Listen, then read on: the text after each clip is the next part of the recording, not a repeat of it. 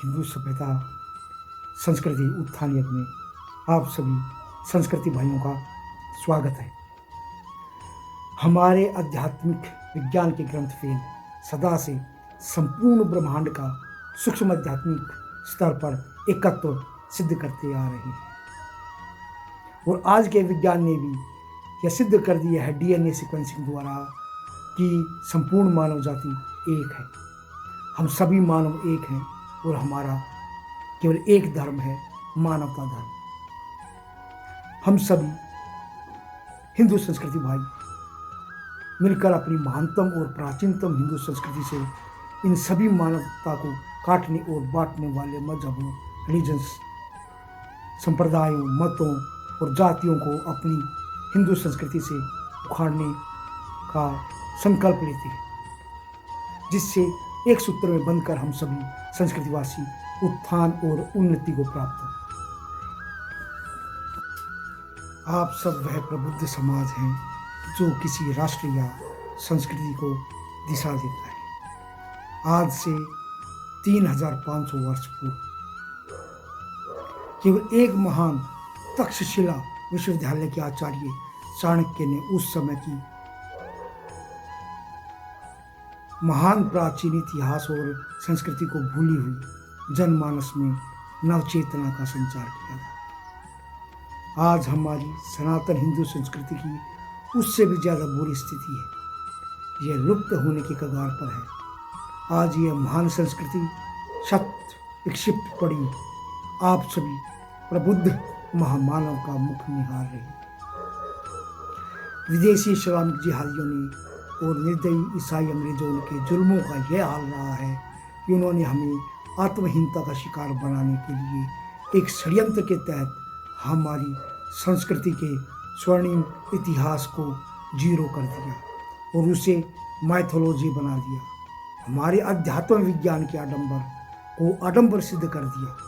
हमसे हमारी हजारों लाखों वर्षों की समृद्धि छीनकर हमें दीनहीन भिखारी बना दिया। फार्मूला रहा है कि जिससे उन्होंने पृथ्वी की सभी महान सभ्यताओं का अंत किया।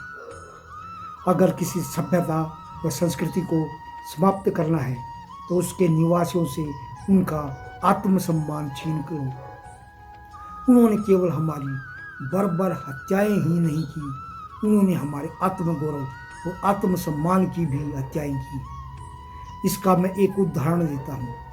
जब यह इस्लामिक जिहादी हमसे जजिया वसूलते थे तो यह घोड़े पर होते थे और हमारे हिंदू संस्कृति निवासियों को अपना मुंह खोलना पड़ता था, जिससे यह जालिम लोग थूकते थे और थप्पड़ मारते थे जलील करने के लिए। मजहबी ईसाई अंग्रेजों ने हमारे लाखों वर्ष पुराने शिक्षा तंत्र को समाप्त कर दिया।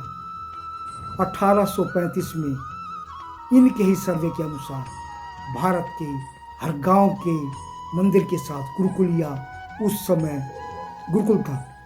उस समय भारत में 7 लाख से भी ज़्यादा गुरुकुल थे और हजारों महाविद्यालय और विश्वविद्यालय थे। 1947 के बाद भी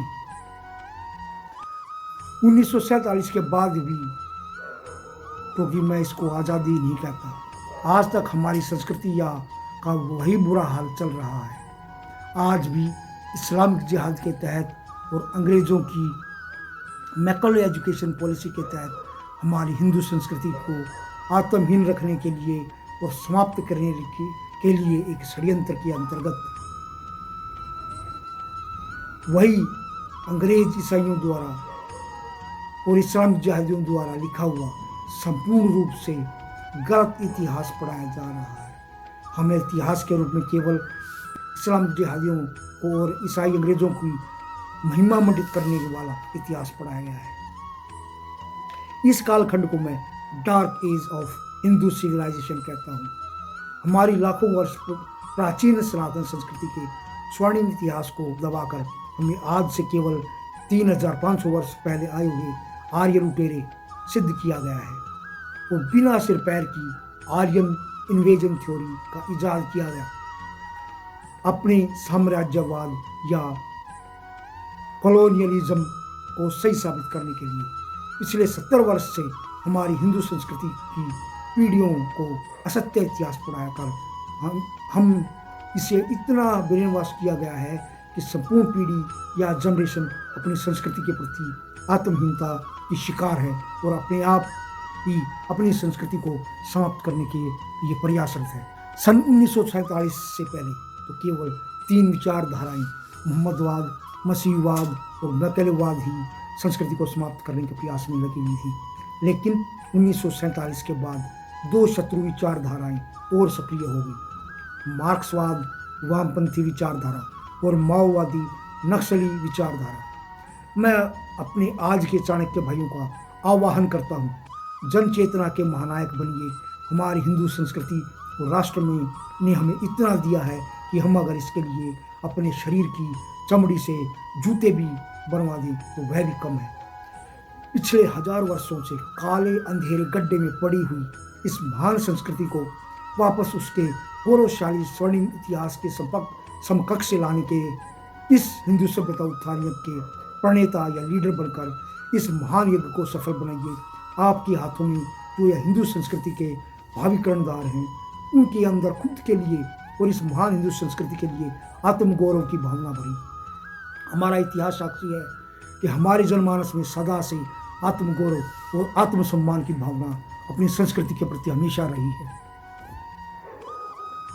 जिसके कारण लाखों वर्ष तक हमने सभ्यता की अनंत ऊंचाइयों को छुआ है।